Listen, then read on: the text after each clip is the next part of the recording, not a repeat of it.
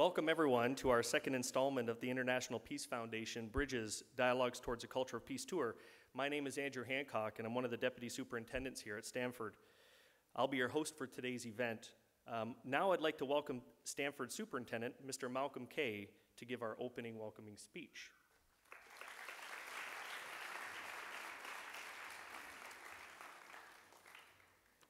Thank you, Mr. Hancock. It's good to see you all, and thank you for that wonderful round of applause and welcome to our guests today. So, welcome to all of you. We have parents, we have friends, and we have students here today. And I'm delighted to welcome Professor Ei-ichi Negishi to our Stanford campus. As a school community, and as reflected in our school vision statement, we continue to strive to provide the best in teaching and learning experiences so that each individual achieves more than they believe they can.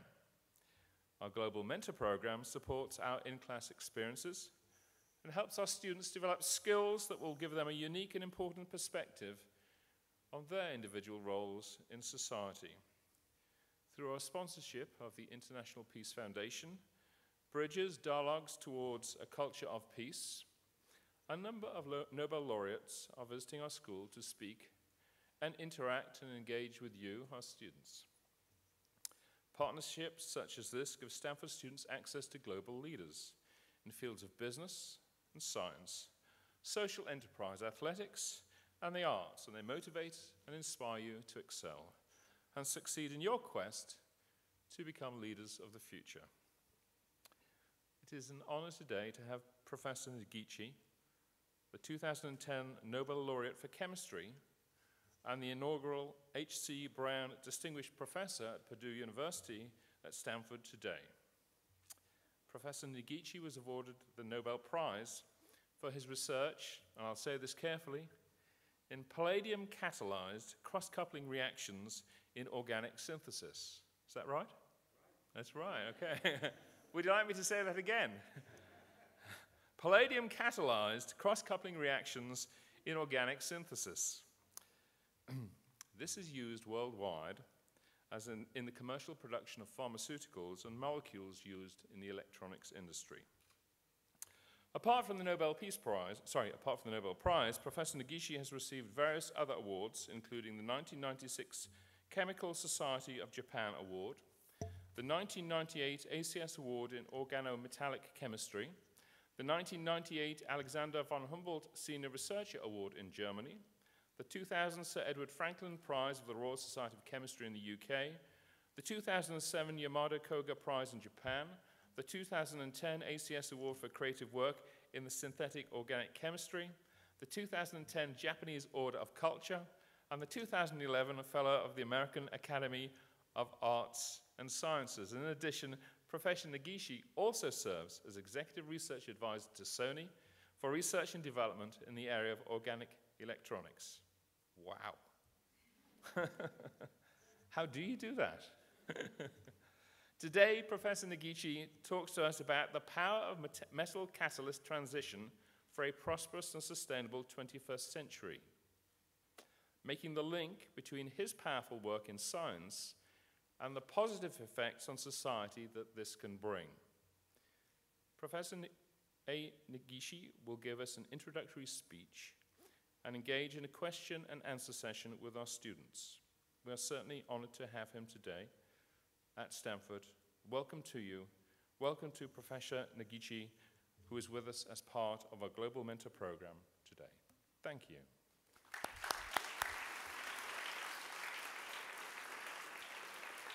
Thank you very much, Mr. Kay. Everyone, let's show a warm welcome. We now welcome to the stage our guest of honor, Professor Negishi, 2010 Nobel Laureate for Chemistry.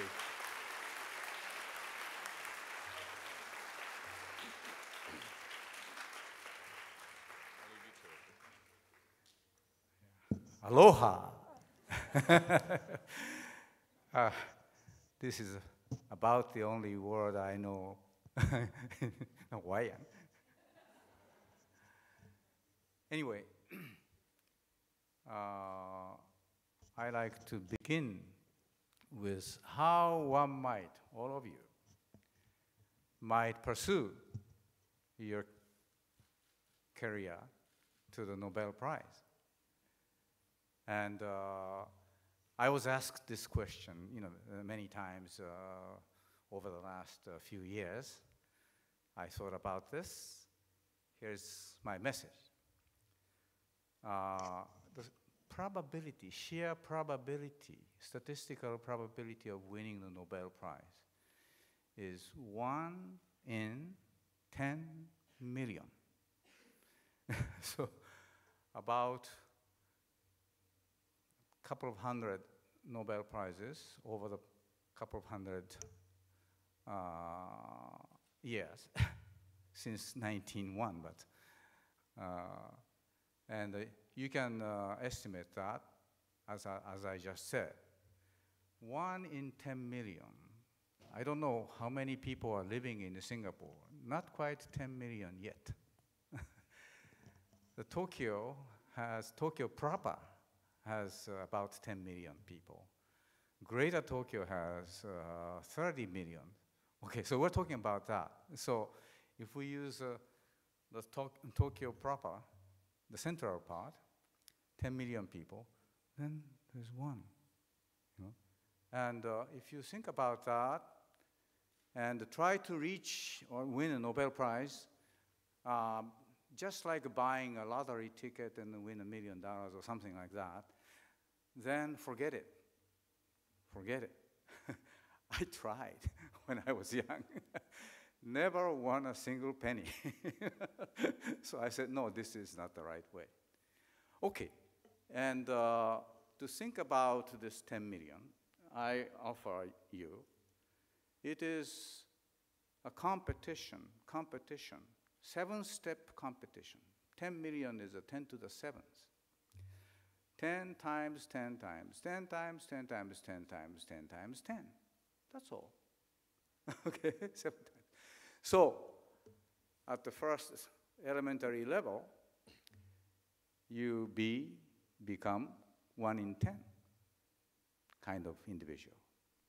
Do good in your elementary school, then you're 1 in 10. Am I right? So in junior high, once again, you become 1 in 10 kind of student.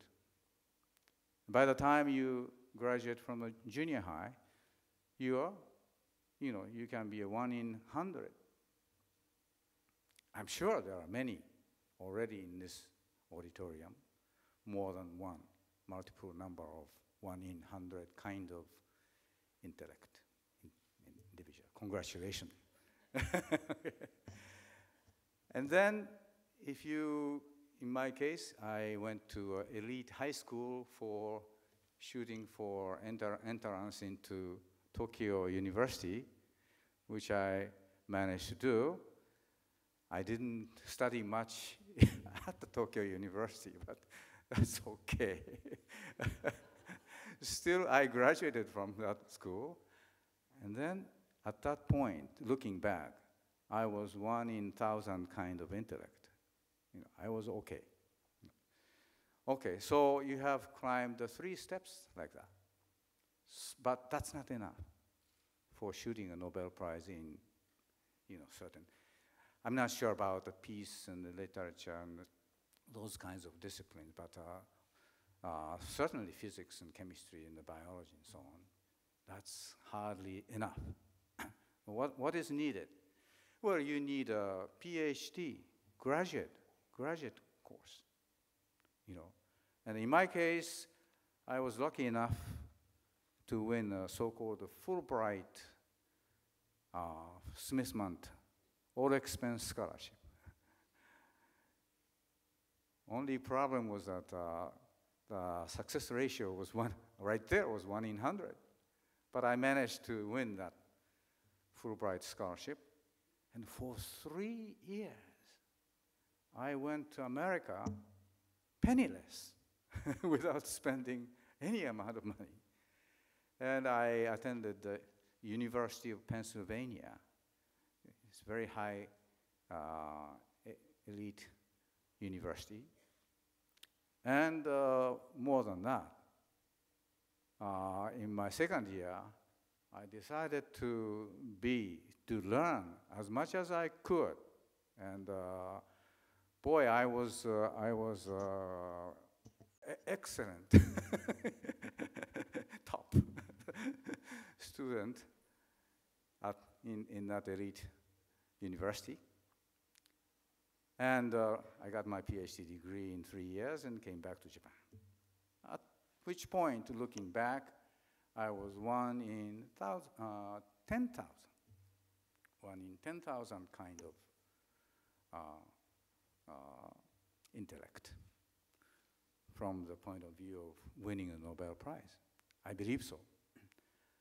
And some people ask, how can you support your statement, what you just said? Well, over on US-Japan Fulbright program.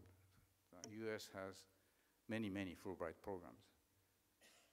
Over the past half a century or so, about 5,000 Japanese went and came back or stayed in America, as in the case of Shimomura. And how many of these several thousand have won the Nobel Prize? As far as I know, four for sure, but maybe 5. Myself, Shimomura, Tonegawa, and so on. So, you know, my 1 in 1,000, 1 in 10,000 claim, I think is more or less statistically supported. Then I came back to Japan. I had some conflicts with my company, to which I have been very, very thankful. I'm working intimately with them now.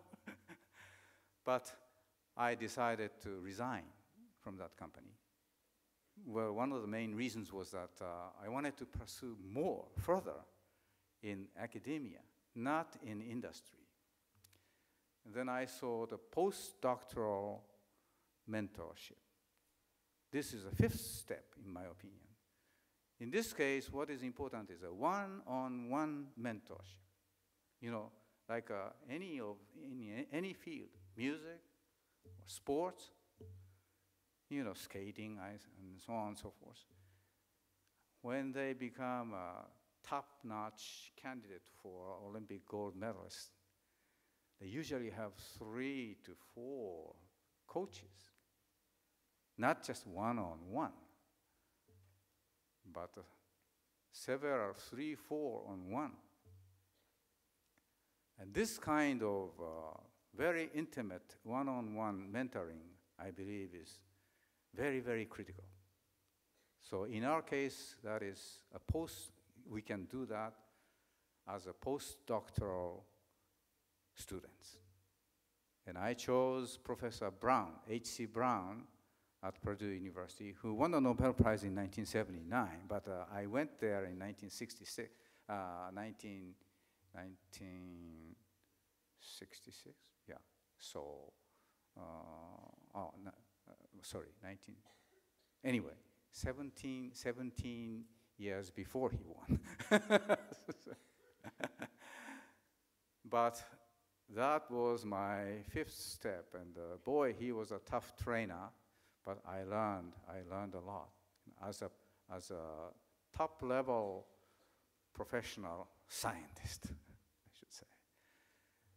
Then people ask me, what was your 6th step and 7th step?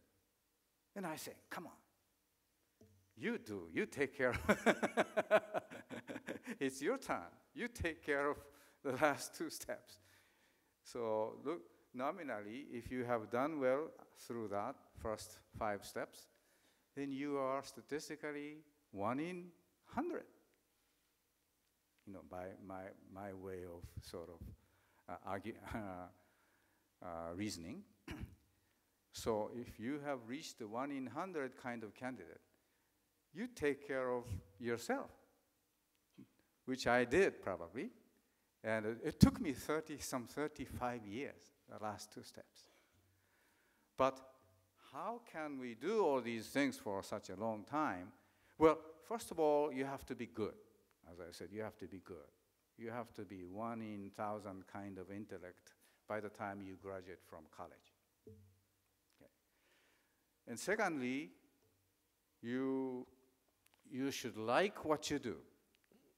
If you don't like it, then you won't be able to sustain your intense efforts for such a long period of time. Be good, you like it, and then just keep pursuing. And that's how, looking back, how I got this big award. And this big award is indeed a big award no matter where, from any perspective. And I can highly recommend all of you recommend all of you. Okay, so that's my story before your question. Thank you very much. Let's give him a round of applause. Thank you.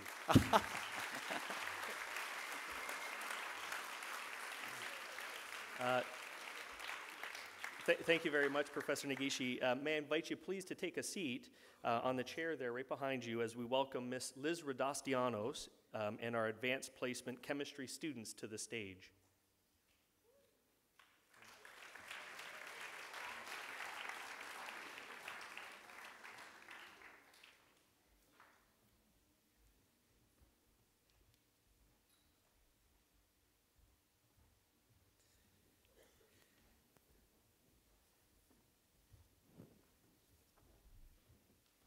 As the students are coming to the stage, just to let you know, we're going to begin a question and answer session between Professor Negishi and our students.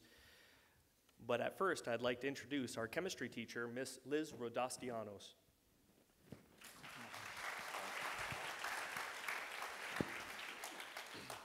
Hello, Professor Negishi. I'm Liz Radosti. I'm the chemistry teacher here at Stanford. I've been teaching high school chemistry students for about 20 years. That means it's been a long time since I've set foot in a university setting. However, I do remember quite fondly our Friday lunch lectures that were hosted by visiting chemistry professors. They were great opportunities for students to learn about new topics, and more importantly, it gave us students the opportunity to see the more personal side of science research. The scientists that came would talk about their dedication and determination, their successes and failures, and probably more importantly, the trials and tribulations they had working in lab-based research. So they were always really interesting presentations. I always learned something new and exciting, whether it was the recent developments in drugs for Alzheimer's or trying to make buckyballs for less than $15,000 a gram. So it's been a while since I've had an opportunity to participate in an event such as this, and I'm really looking forward to hearing the answers that you have for the questions that some of our students have made. So now what I would like to do... Try my best. Okay, looking forward to it. I'm now going to take a minute to introduce or have my students, my AP Chemistry students, introduce themselves to you. Students, could you please say your name and the country that you come from? Thanks. Hello, Professor. My name is Alex, and I'm from Canada. Canada. Make sure you stand, please. Canada. Oh, no, okay. I'm Kanisha from Singapore. I'm Paul from South Korea. Hi, I'm Rosalinda from China. Where? Thailand. Yeah, sorry.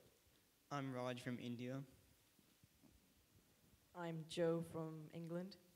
England. Where in England? Bristol. Hi, I'm Nick. I'm from Ecuador. Ecuador. Ecuador. Hi, I'm Emery and I'm from Singapore. I'm Richard from China. Hello, my name is Jin from Korea. I'm Vivid and I'm from Iceland. What did you say? Iceland? I'm Kelly from Taiwan. I'm Alexia from the US. I'm Joseph from the US. And since I'm the teacher, I get to start off with the first question. My question is, one of my favorite quotes comes from a scientist, Sir Isaac Newton, and it goes something along the lines of, if I have seen further than others, if I have seen further than others, it is by standing on the shoulders of giants. I'm wondering who the giants in your world were, and how did their knowledge allow you to accomplish what you have? Well, science is a cumulative kind of activity, and we just have to learn from our predecessor. Were there any scientists in particular? Well, in my case, of course, my fifth step mentor, and for choosing a postdoctoral mentor, I say, find the area of your intense interest, and the best person in that area, no matter where. So whether you are American or Japanese or Singaporean or Chinese, doesn't matter. We choose the person, and then you go to the place where that person is. That's exactly what I did. So I chose Herbert C. Brown 17 years before he won the Nobel Prize. But in 1962, when I was in Philadelphia as a graduate student, second year, I attended his lecture on the discovery of his Nobel Prize-winning reaction called hydroboration.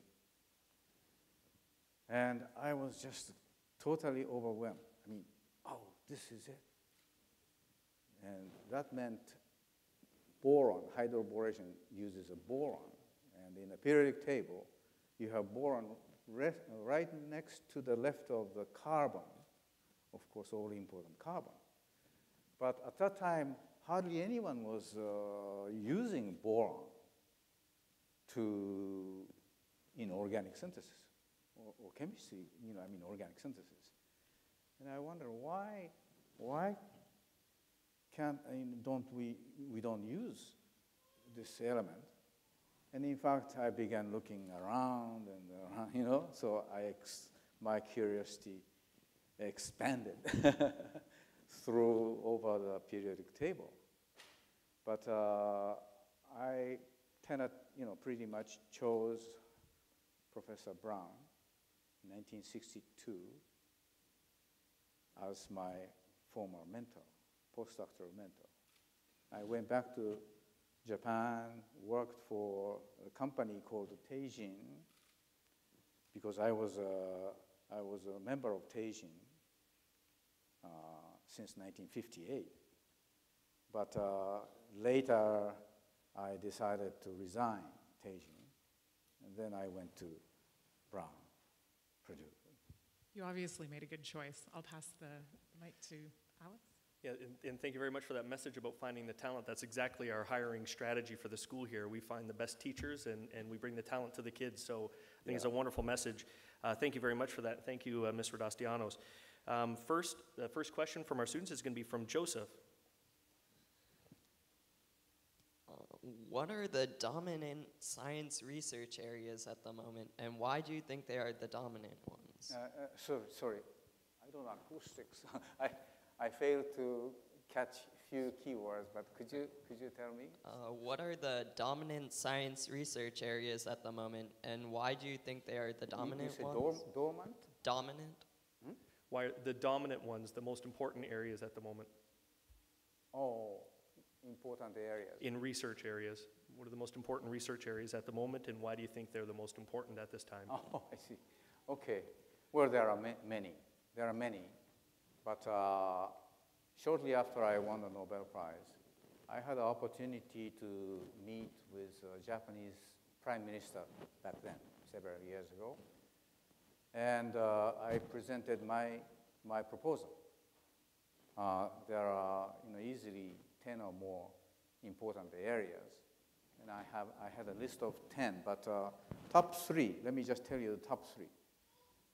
I felt at that time, by far the most important because it is needed on the one hand.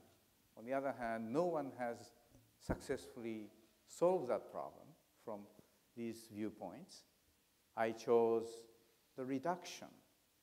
You know, reduction, chemical word, but reduction of CO2, carbon dioxide. At that point, carbon dioxide was considered to be a bad guy, you know, bad boy, whatever. You know, don't emit more carbon dioxide because that leads to the global warming and so on. And I said, what nonsense that is? Because most, probably essentially all organic compounds, you know, including ourselves, we are organic creatures. What we wear, mostly organic. What we step, you know, this carpet, organic. Much of the building materials, for reasons, are organic. What we eat, food, organic. And the fuel, organic. So we need more organic.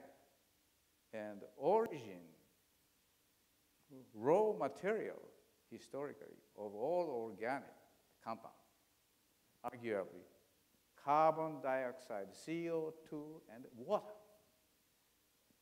So from these two, nature produces organic compounds.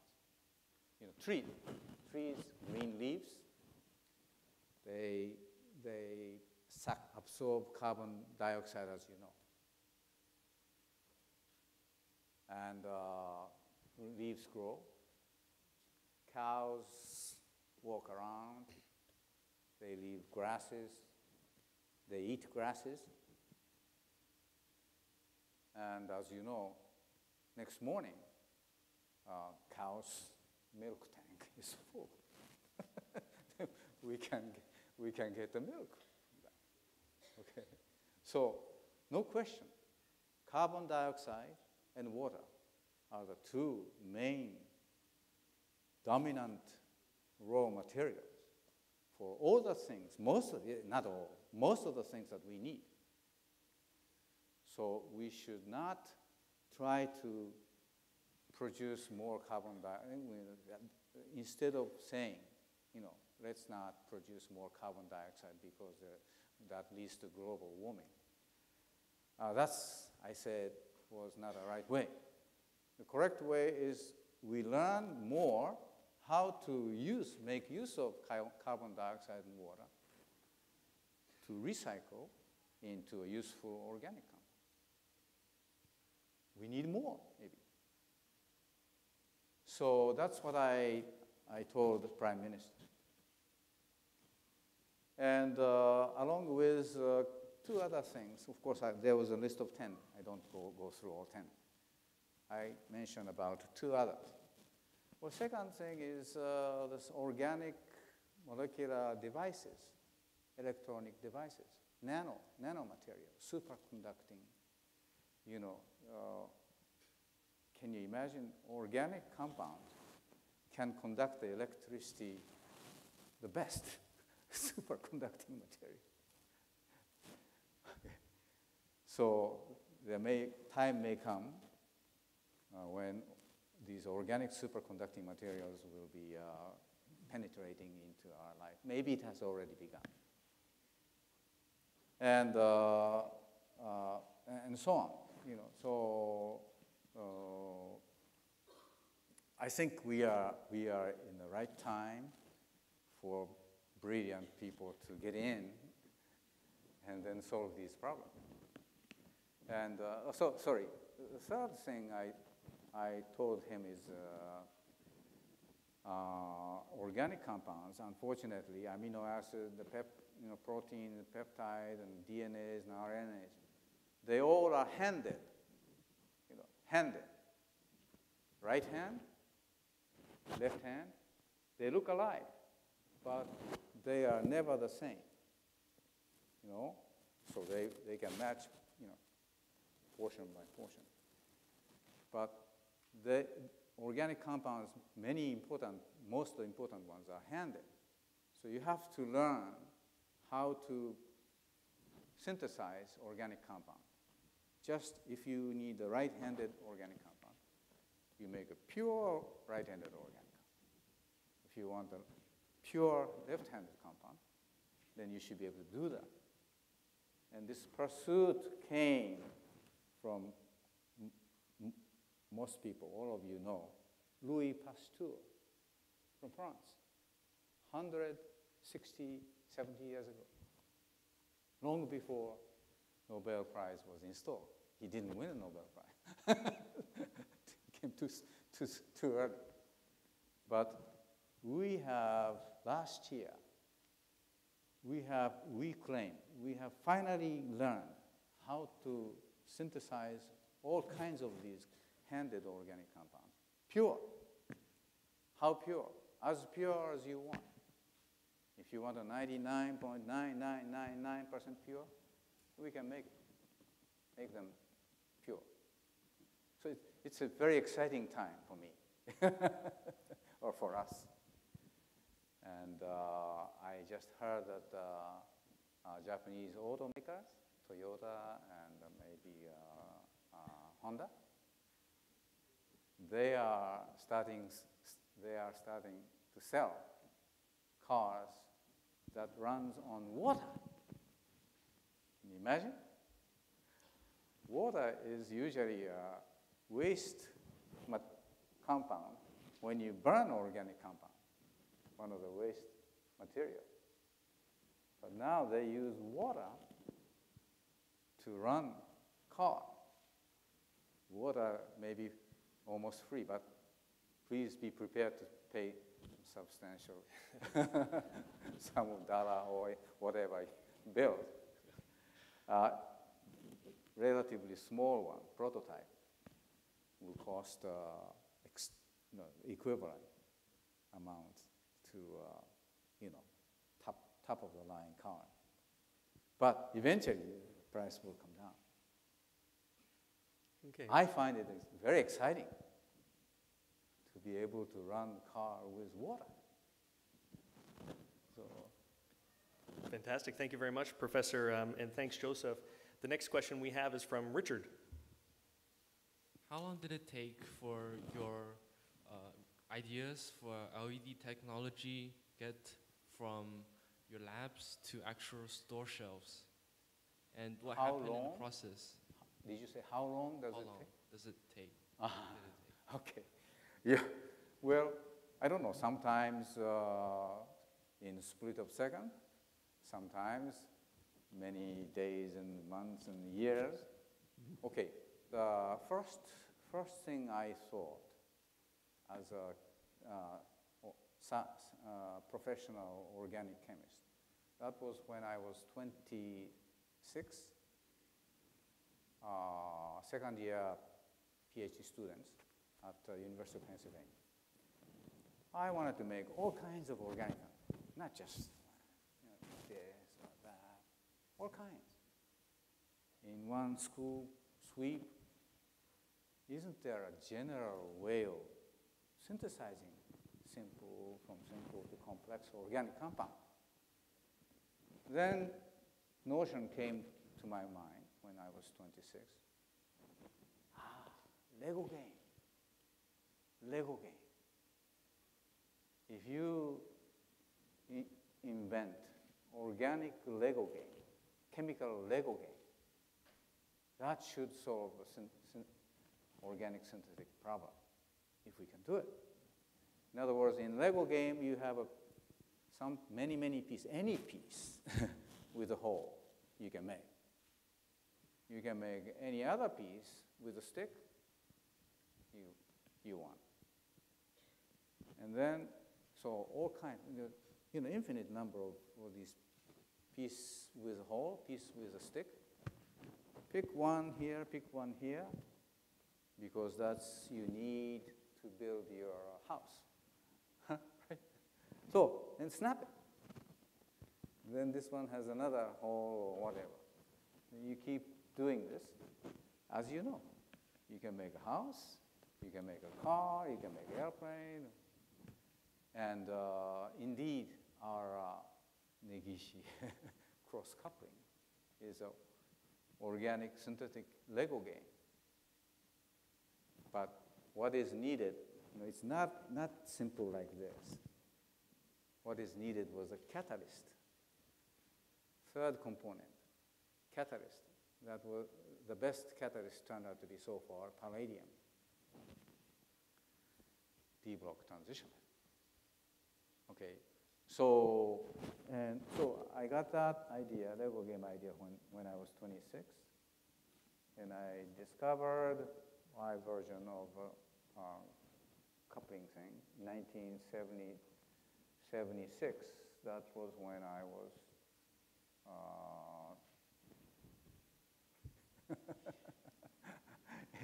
maybe I was around 40, right? Yeah, shortly before that, maybe. So it takes time, but good idea, you don't want to throw away. Just keep pursuing.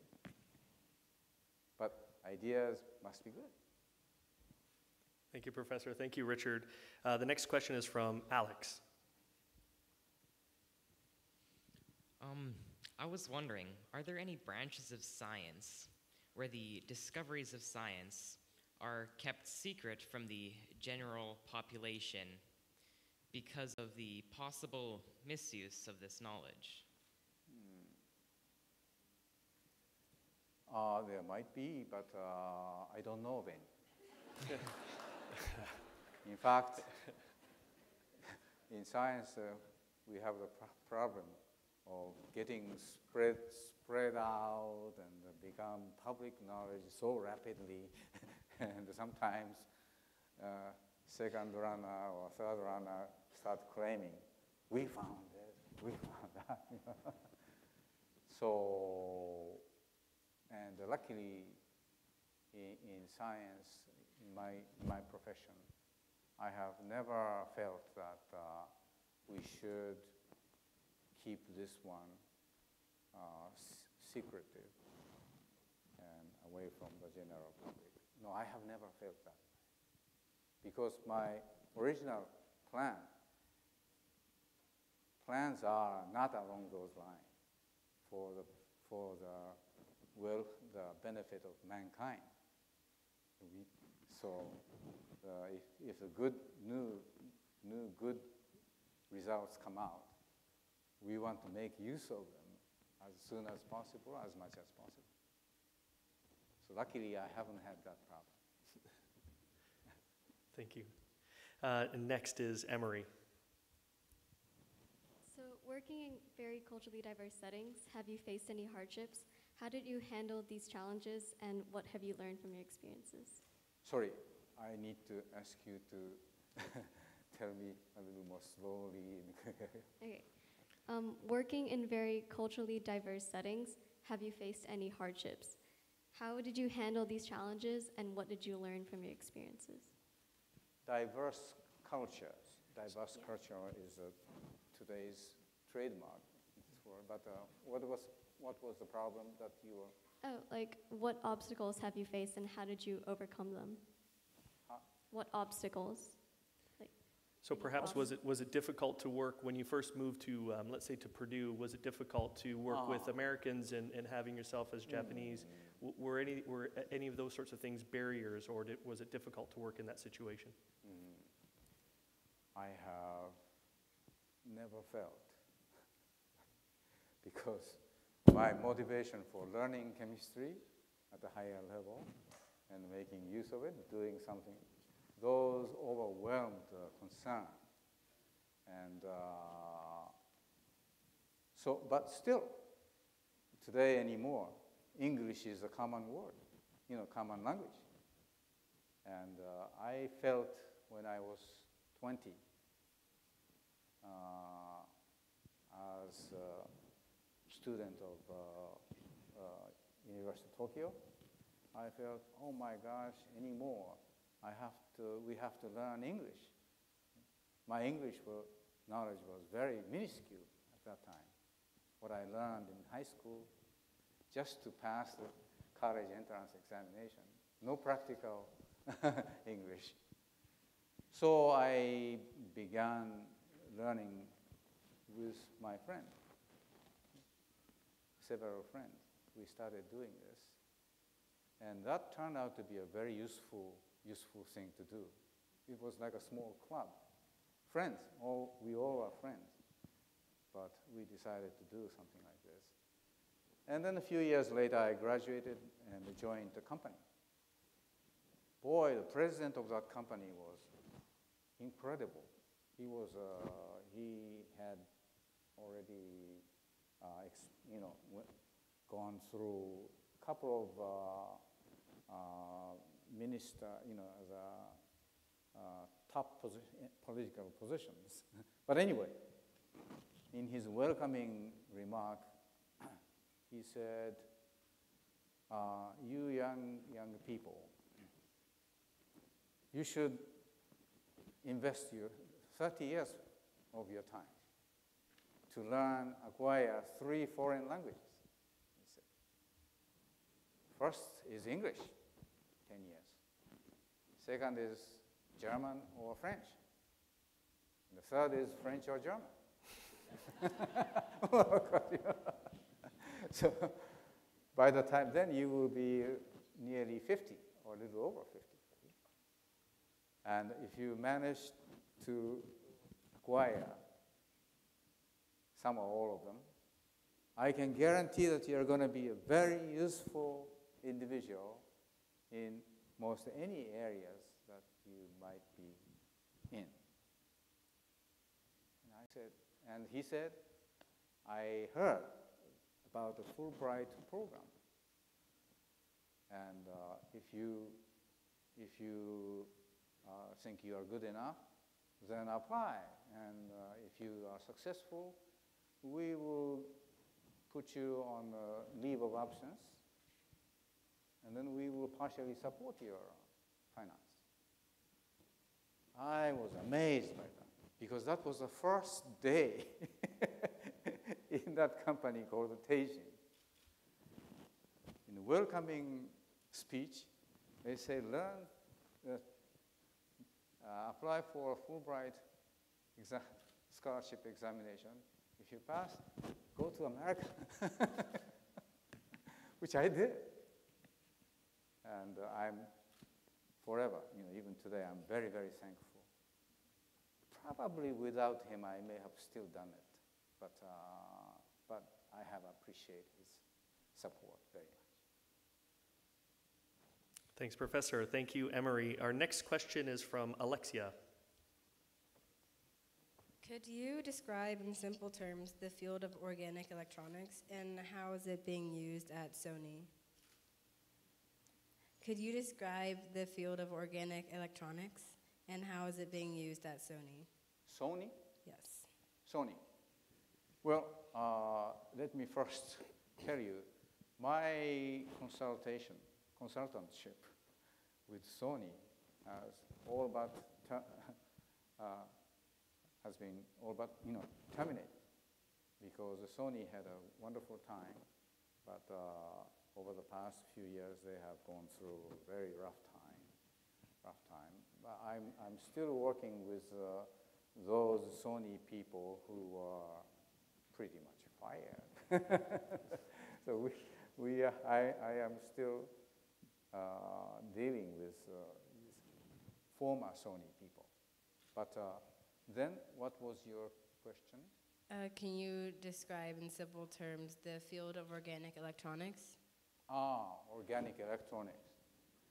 Well, this area itself has proved that it is a fantastic, it brings fantastic new technology, right? And I think in the future there will be many more advances. I can see that.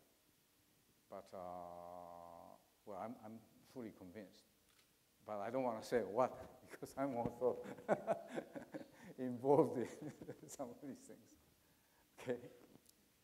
And I chose that area as one of the top 3 priority areas for us chemists, as I was telling you. Okay. But I would put that thing a little below carbon dioxide. Carbon dioxide, there is, despite major progresses, still there is no, oh, this is it. This is a way to do it. I think more better innovation, new discoveries are needed. But that's exciting. Maybe some of you may do it in a hurry. Thanks, Professor. Thank you, Alexia. The next question is from Nick. Hello, Professor. It's a pleasure to meet you. So I'm sure that you do a lot of reading in the field of science, and that material can be a bit dry. So I'm curious as to what books do you like to read for pleasure, and if you're reading anything currently? Reading? Yeah. Oh. Well, I must say the bulk of the majority of my reading time is spent on reading research-related papers. So very, very narrow, in a way, very narrow, but reading is very intensive, because we read very, very carefully, and learning new facts, new truths, or even many times we find the mistakes by others, or injustice by others. So there are many kinds of things. But the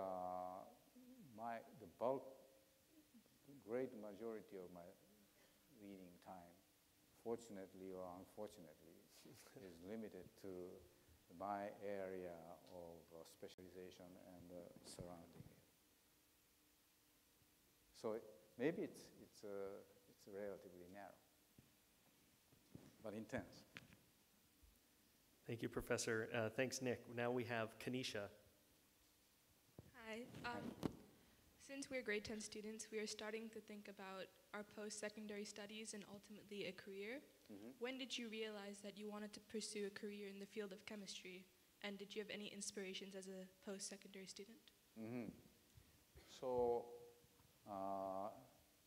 I was telling you that you should first be a good student in elementary school, junior high, and high school.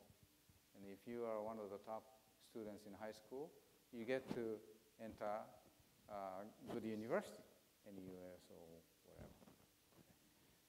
And which I managed to do. That was quite a struggle for a certain period of time. Okay, having done that, what I was going to do? Well, actually, as a junior high student and high school student, I liked electronic, tinker-toying, dealing with electronic devices. And there's a big area in the center of Tokyo where you can buy all kinds of parts and so on. Actually, I liked a small store run by 2 older gentlemen, and because their products were cut above, I thought. It turned out these 2 are the 2 founders of the Sony Corporation. Amazing. They were, after World War II, they were in the submarines, I understand. They started this small shop smack in the middle of Tokyo, where hundreds of electronic parts companies are lined up. So anyway, that's just a side story. But so I was pretty much determined to pursue electronic engineering. And then my senior colleague, a couple of years senior to me, he and I were together on a train daily. And eventually he graduated, and he went to Hitachi. Fantastic company, in my opinion. But he started saying, you know, Hitachi is stingy. For that matter, all electronic companies are stingy. They don't pay you well. That apparently was quite true at that time. So I kept hearing from him, oh, electric companies are stingy, low paying. I was thinking getting married with my wife, current wife. Uh-oh, that's not good. And then at that time, polymer chemical industry, fabric, Teijin is one of them. They emerged as a giant, Toray, and so on. So I said, okay, I'll switch from electronic to polymer, the chemistry. It was simple as that. And I liked chemistry, for that matter. And to this day, I don't regret that I didn't pursue electric engineering and switch to chemistry, organic chemistry. But probably it doesn't matter so much. As long as you do well and then you enjoy. That's the key. It was wonderful advice. Thank you very much, Professor and Kanisha. Our next question is from Kelly. So we have seen scientists portrayed on the television show, but I'm fairly certain that what we see on the TV does not accurately fit what the real-life scientists have done. So how would you describe a day in the life of a research scientist? A day, typical day. Yeah, to sum up. Yeah, well, maybe I have devoted at least a few decades of my time. And I did that because I wanted to do it. So I was telling you at the beginning, first thing is that you choose the work or field that you really like. This liking the area, liking what you do, no matter how hard it might be, I think is a critically important thing. And you can choose, by 35, or some other people say, maybe by 40. If you have been working in the area that you once chose, and things are not going well, then you might try another thing. I have been telling people, because if you don't like the area, and daily you work in that area, your life is not going to be very happy. And I think one of the most important things for us is to lead a happy life. Yeah? So I say, yes, but if you are younger than 35 or 40 even, if that's the case, then choose another profession. Of course, 40, 45 maybe is the limit. And I like the concept. It's a British concept, repechage. Do you know? Does anyone know? Repechage? In regatta, rowing. So team 1, 2, 3, 4, 1, 2 race, winner, and 3, 4, third and fourth race, the winner. So these two teams advance further competition. But what I like is loser, third and fourth. Two losers. There are two losers in regatta. These two losers are given the second chance, and the winner will join the two other winners, and then they race again. So couple of times, what I'm saying is that once or perhaps even twice, if you judge that you don't like what you have chosen, of course that's your responsibility, but then, and if you are sufficiently young, maybe 35, 40, switch. And I feel that if you hit, but you have to work hard. If you hit the jackpot by 40 or maybe 45, then you're okay. The rest of your life may be okay. For instance, my professor, Brown, he discovered his hydroboration, the Nobel Prize winning work, in 1956. He was born in 1912. 56 minus 12 is 44. Am I right?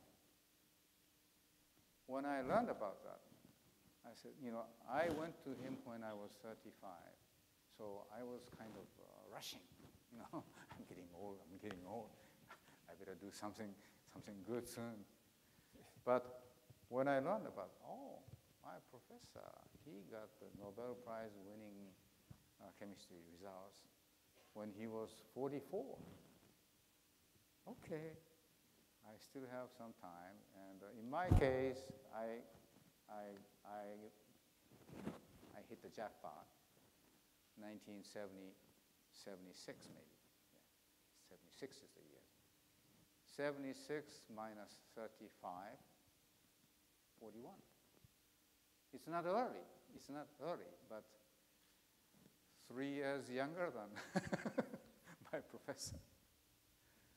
So anywhere between 35, to come up with an idea, unless you're Einstein or someone, to come up with the results, Nobel Prize winning discovery before 30 or 35 is going to be very, very difficult.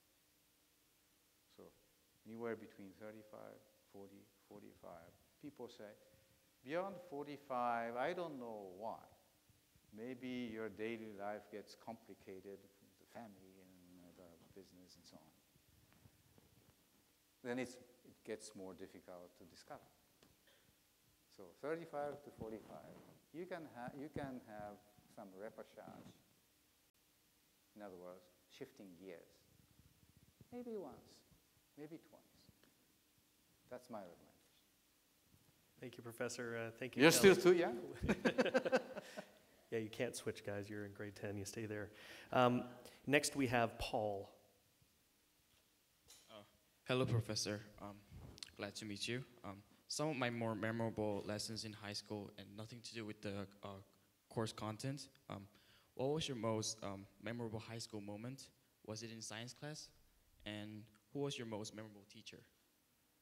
Teacher, memorable teacher. I cannot forget about my 6-year-long mentor, H.C. Brown.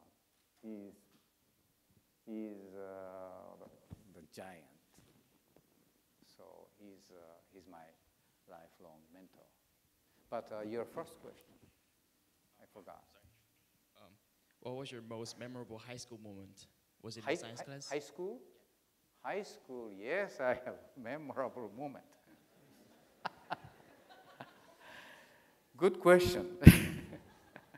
Yeah, I was a pretty good kid. Even before I went to elementary school. When I was 5, my senior sister was 7. My mother hired a school teacher as a tutor. She was 7, I was 5, and I'm always nosy, so I just sneak into the room that the teacher and my sister was studying. When she was in trouble, I answered the question when I was 5. And maybe my answers are all correct. But at the end of that year, the school teacher suggested my mother, well, he is so ready for school. I can make an arrangement. Why don't you send him to school a year sooner? So I got in school a year sooner when I was 6. Then I was always a year younger. When I went into a high school, they stopped me. Oh, you're a year younger.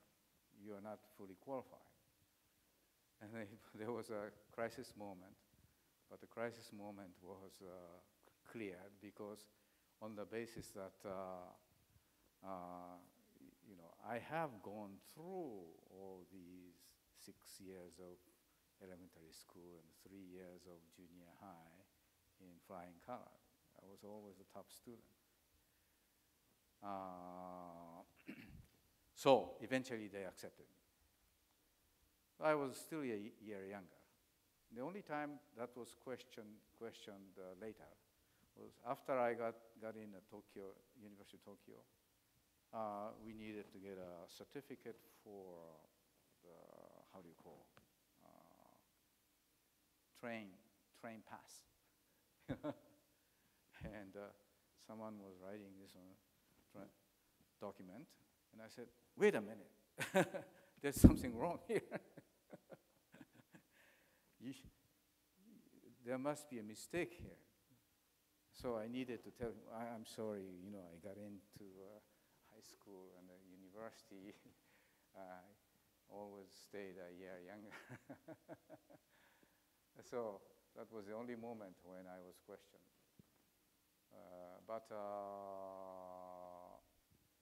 And then, I'm not sure if that gave me any advantage or disadvantage, but in high school, this was a very intensive high school. And even though I was okay in junior high without studying hardly, well, I intensely attended the class as a junior high student. But I never prepared for a test. Never prepared for a test. Because those tests were all, to me, very easy. And I learned in class. And I graduated the junior high as a #1 ranking student. So maybe I have to thank my parents, my God. But now in high school, it didn't work. Furthermore, I developed a very interesting hobby of just after class, I would go to seashore. There is a small island, and I would go around the island. I was fascinated by those seashore activities. And then after the first year, my transcript said 1, 2, 3. So I asked, what is this 1, 2, 3? Well, your ranking among your the same grade student is 123rd. Boy, that's an elite high school. So sending typically 40 or so people every year to University of Tokyo. But 123rd, way outside the range. So I said, uh-oh, I'm out of the circle.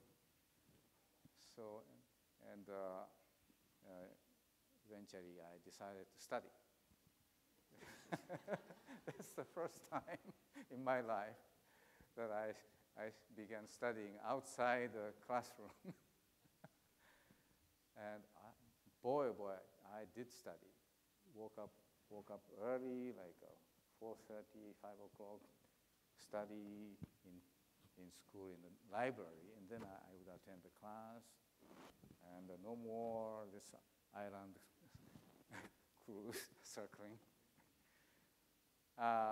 Anyway, after first semester, two semesters, the first semester and the second semester.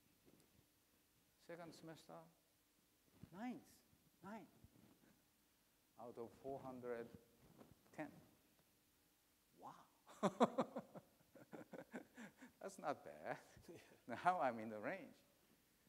And then I kept studying harder. And the latter semester, I said 1 over 405. Wow. So, but then the pressure mounted. The top student should never fail in an entrance examination. Indeed, I became very, suffering from neurotic disease. And my performance on the days of examination, 2 days examination, I thought was miserable. But I managed to squeeze myself in. So,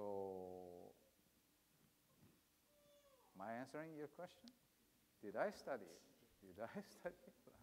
And that's why I said, high school, no matter how specialized you become in your profession, at the foundation, of course, what you learn in elementary school and junior high, they can be taken for granted. But you don't learn, we didn't learn physics or chemistry or biology in junior high. We may have learned basics of science, maybe. So all these more specialized, chemistry, physics, and biology, and so on, we learned in high school. And believe me, even today, I use what I learned in high school math, and so on and so forth. And without those fast, knowledge, facile, good familiarity, you're going to miss something here or something there, or you're going to struggle here and there.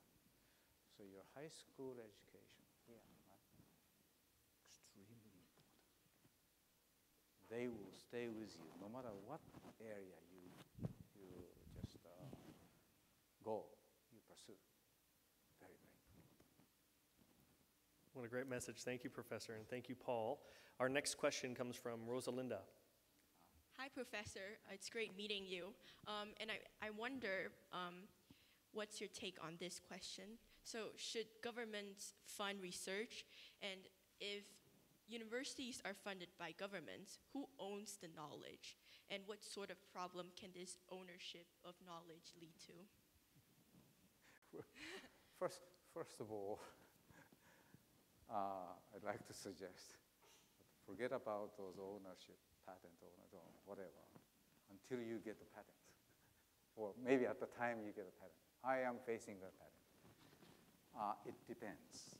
It varies quite a bit. At my university, for instance, Purdue University, whatever we do and whatever we find, if you patent through Purdue, 50% of the ownership goes to Purdue University. Okay. And the other 50% are going to be distributed among the discoverer. Of course, I am the primary discoverer in most cases, in all cases so far. But then I will assign one or more of my postdocs and colleagues as a discoverer. But those are, in 50% goes to the university. But at the same time, university will fund the research. So my name card carries Herbert C. Brown Distinguished Professor. And many people, many of my Japanese colleagues, why do you Americans have to brag about being a Herbert C. Brown, distinguished professor. What is this distinguished, you know? Well, I am partially paid from this distinguished professorship fund. And I am even more richly supported through Brown Research Foundation at Purdue University. You know, so that university arranged. So I must put distinguished. You know what I mean? So, what was your question? Did I answer? So I was asking whether governments should fund research and whether the ownership of knowledge has led to any kind of problem. Mm-hmm. Well, as I said, it depends. But a government should fund research. Yeah, as maybe I was lucky enough to make a big suggestion, and then they responded in a big-time way. And this has been further promoting Japanese scientific and technological activities. And how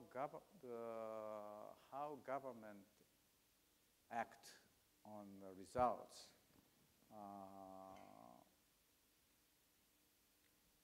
frankly, I don't know. But basically, they promote good research leading to many good things.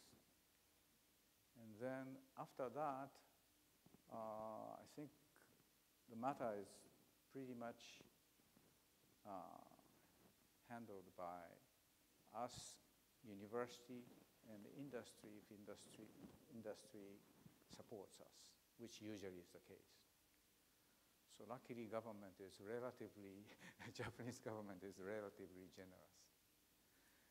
They are happier if some of us win a Nobel Prize. More interested in those. Thank you. Thank you, Professor. Thank you, Rosalinda. Joe, your question, please. Hi, it's nice to meet you. Nice to meet you. So, technology plays such an important role in our everyday lives. How have recent developments in technology helped expand your research, and how does technology change the way you do things? It's a very, very intricate, difficult question, and I have to ask, technology is important, you said, and then? How has it expanded your research, technology? Technology has, how technology has expanded. Well, technology and the science, of course, we are scientists. We are primarily interested in scientific aspects. But we can never imagine our doing what we have been doing without many technological development. And in our area, instrumental identification of the compound, very detailed. And these, of course, there are some scientific areas that create these instrumental development. But when you see, when we use instrument, we don't know hardly anything about what is behind the box. But we use it. And believe me, our scientific contributions and side-by-side, technological development, they are similarly, not equal, but similarly important. And I can talk about, I can present some examples, but fantastic developments. Without them, we haven't done what we have done over the past 20, 30, or even longer.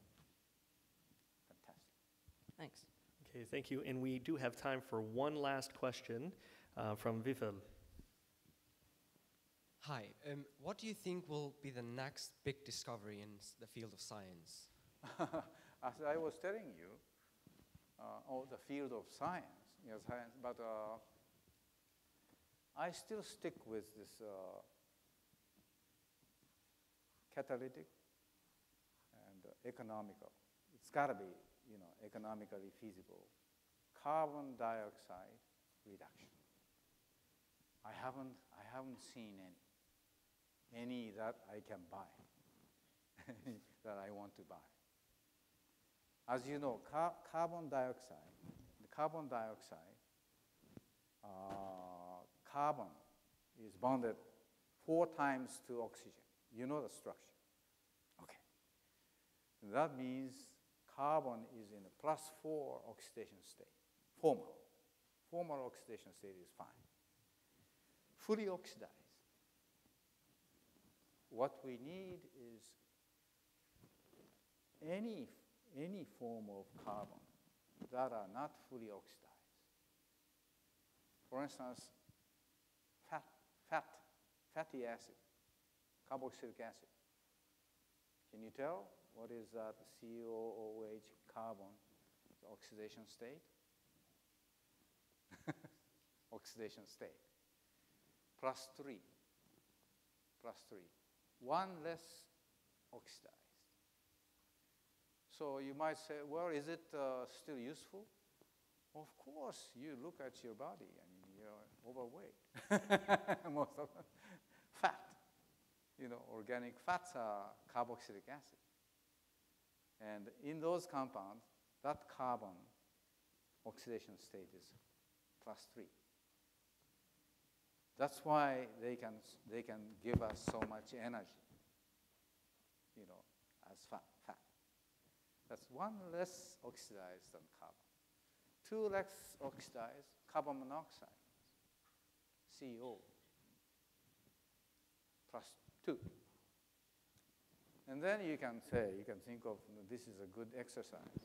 You can think of +1, the carbon compounds of +1 oxidation state, carbon compound of 0 oxidation, for instance, coal is in a 0 oxidation state. Carbon linked. 0 oxidation state. And you know coal, how important it is as energy source. With the carbon, you can go further. -1, -2, -3, and -4. Example of carbon compounds in which oxidation state of carbon is -4, please. Today's test of the elite students. Please raise your hand. She is disqualified. She looks too young. Anyone? You? No? I think we need the call a friend option. Then I think we need to ask your teacher. This is going to be terrible if I get it wrong. Silicon carbide. Silicon carbide. Silicon carbide. Yeah, well, could be. Could. Yeah, but yeah, could do. But I can show you much simpler, much more, methane. We haven't done organic chemistry yet, so we're going to be. You need to. Well, people can learn. People can learn. CH4, methane.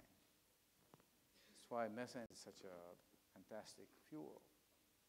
So my point is that the carbon can be in oxidation state of +4, +3, 2, 1, 0, -1, 2, 3, 4. And any reduced form is useful. But you have to do it economically, which usually means catalytically. Okay, so, as you know, outside, look around, green plants doing this every day, all the time. So one way is to grow trees and plants and then let them do the job. So grass grows, cows eat grass. Next day, milk tank is full. We all know that. And there's this, and the milk is is full of energy. But I understand that if we rely on the cows and the green plants, pretty soon, in 100 years or so, we need another Earth. 2x more. So we have to go for chemical, scientific way. That's you guys' responsibility. I may be gone. Okay, thank you very much. Let's give Professor Negishi a round of applause. Well, thank you very much. And thank you very much. Thank you very much, Professor. Thank you very much for your time today. We're very honored to have you and have you visit our students and our school, and Stamford American is very happy to host you today. We'd now like to thank you with a token of our appreciation. May I now invite you please to the front of the stage so we can present you with our gift. Mr. Kay and Mr. Uwe Morowitz, the founding chairman of the International Peace Foundation, will you also please join us on stage? So please to the front of the stage, Professor.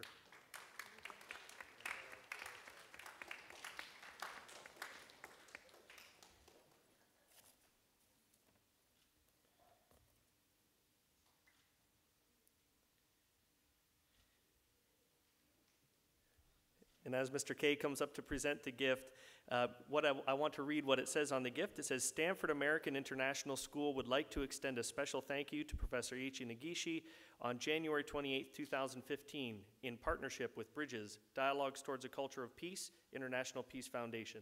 Let's give one more round of applause, please.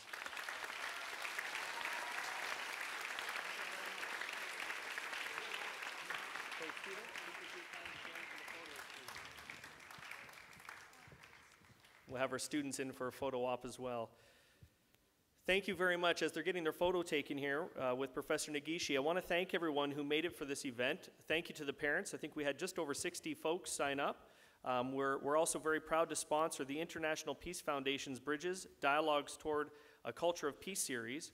Our next joint event with the International Peace Foundation will be in March with Professor Ada E. Yonath, the 2009 Nobel Laureate for Chemistry from the Weizmann Institute of Science, and that will be on March the 4th in 2015, and we hope everyone can join us again. So one last time, a big round of applause for our special guest, Professor Negishi.